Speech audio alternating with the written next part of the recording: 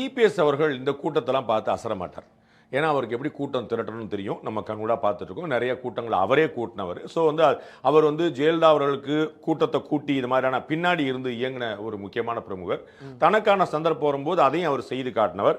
அவருக்கு கூட்டம் எப்படி திரட்டுறது, அது இருக்கிற கூட்டத்தை கூட்டுறது எப்படி, இல்லாத கூட்டத்தை காட்டுறது எப்படிங்கிறதெல்லாம் அவருக்கு தெரியும். அது அவர் ஒரு பெரிய ஒரு வியப்புக்குரிய விஷயம் அல்ல.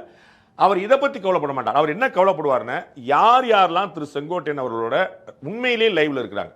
ஏன்னா இதுல என்ன அப்படின்னா, எங்க அதிமுக ஒன்றிணையமில்லைங்க அப்படின்னு திரு செங்கோட்டையன் பேசினார்னு தமிழ்நாட்டில் இருக்கக்கூடிய எல்லா முன்னாள் அமைச்சர் பெருமக்களும் ஆமாண்ணே கட்டாயம் செய்யணும் அண்ணே, நீங்க தான் ஏதாவது செய்யணும் அப்படின்னு சொல்லுவாங்க.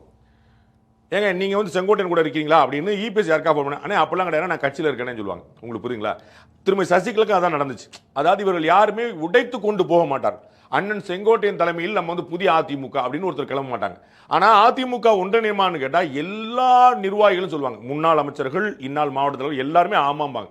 சோ திரு இபிஎஸ் என்ன யோசிப்பாருன்னு, இப்ப யார் யாரெல்லாம் அவர் கூட நிக்கிறா, ஒண்ணு இந்த அவர் கூட நிக்கிறவங்கள யார் நம்ம கூடயும் நிப்பாங்க.